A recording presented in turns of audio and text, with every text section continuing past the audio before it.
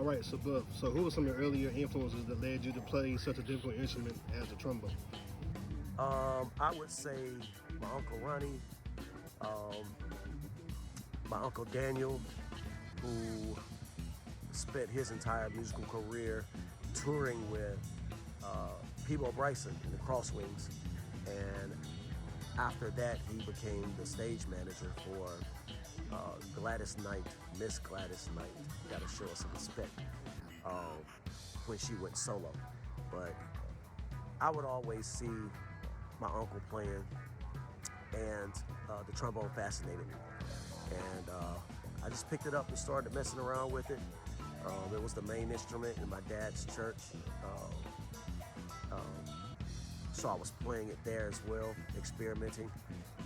And it became something I figured out I had a natural for. And so that's how I started. Those are the guys that inspired me, along with others, but right now, those are two that come to mind. All right, if you can remember, tell us about your first gig and the things you learned from that gig that led you to this path of where you are today.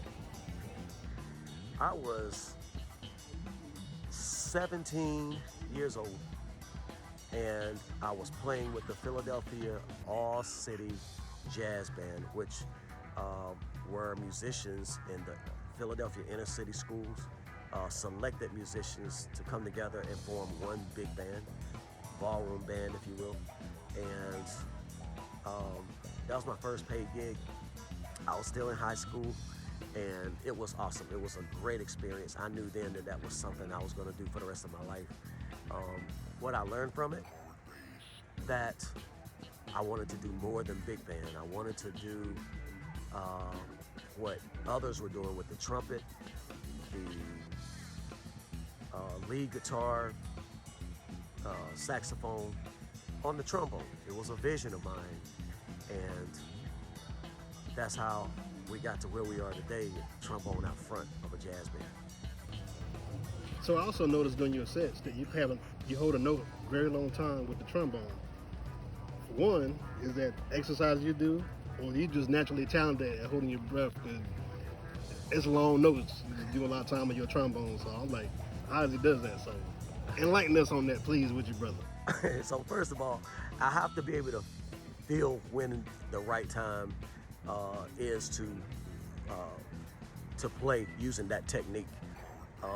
It's called circular breathing, and the way it works is I'm holding my breath while releasing the wind from my jaws at the same time.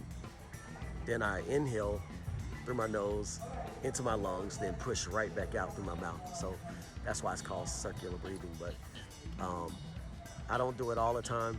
Again, it's kind of rough being an asthmatic, but again, I depend on the grace of God to get me through every single show and performance. So funny you you noticed that. Appreciate you. And one more question. What in the world possessed you to play such a difficult instrument like the trombone?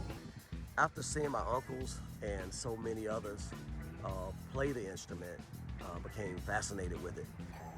I knew it wouldn't be a easy task, especially born with chronic asthma. Doctors said that I would not be able to play a big wind instrument or play sports, but it was all God and all will that allowed me to be to where I am today, playing this instrument. I've always wanted to do something different against the grain that no one else was doing. We're talking about back in the 80s, there wasn't a lead trombone player in front of a jazz band playing smooth jazz, and that was my dream. And so I'm just glad that Yahweh blessed me to be able to see that dream come true, come to life.